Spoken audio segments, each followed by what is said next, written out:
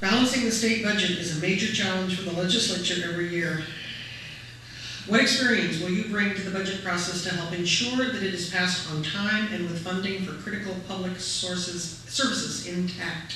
And we'll start with you.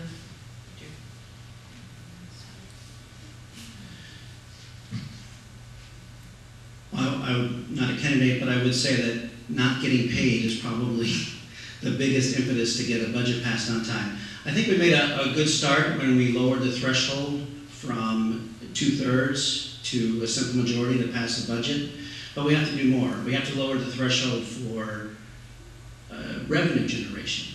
You know, right now, we all know a handful of Republicans, Tea Party, conservative Republicans, have their marching orders from these Orange County radio hosts and whatnot, can basically hold up the budget by not allowing any revenue generation. So lowering that number to either a simple majority or 55% or something like that would be helpful.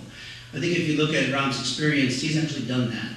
You know, on the city council, his job is to provide services to the community, public safety services, park services, recreation services. He's had experience on the hospital board in very challenging times, and for a while turned the hospital from running in a deficit to running in a surplus. I think when you talk about revenues, you got to look at an oil extraction tax. You know, I've heard Abel say, and I don't want to steal your words, but Sarah Palin's Alaska and George Bush's Texas have an oil extraction tax. But those are your words, right? So I'll give credit where credit is due. But we don't have that in California. If big companies are going to come in and want to operate tax-free and take our natural resources, they need to pay for it. But I think if you look at Rob's overall experience and working together and bringing people together and tackling the problems that he's going to tackle, pension reform, we've tackled here in Alameda, healthcare services, he's tackled in Alameda, balancing the budget, doing it without cutting services on the ground, that's the type of experience he has and he'll bring to Sacramento.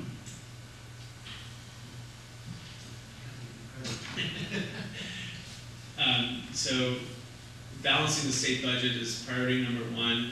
That's your job as a legislator. And for one, I feel a little tired of the folks up in Sacramento always kicking down the solutions to the public. You know, they are a full-time legislature, and they get paid to be able to solve the problems. But when they can't find solutions, they always ask the voters, "Hey, can you bail us out? Can you do this for us?" They don't make the tough solutions, and I understand the dynamics behind that. But what I bring to the table is the fact that I'm a financial advisor for public school districts. I've been doing that professionally the last 12 years. I'm proud to say I've helped raise $2.2 billion for California schools. I've negotiated interest rates with the big banks, to tell them to make sure that school districts weren't getting ripped off when they were issuing bonds. I've worked with school districts to try to figure out how to save money. As a trustee on the Peralta Community College Board, I've balanced 6 budgets in a row during very difficult circumstances. And my colleagues on the board actually defer to me on a lot of financial issues because I was able to institute policies to make sure that we operated in a fiscally responsible manner. For example, we instituted a policy to make sure that the state requires a 3% reserve, but we instituted a 5% reserve because I believe that we need to have fiscal discipline. In a time of diminishing resources, it was prudent for us to do that because when those trigger cuts come, we're better prepared to be able to deal with those issues. Also, we need to look at energy savings in California.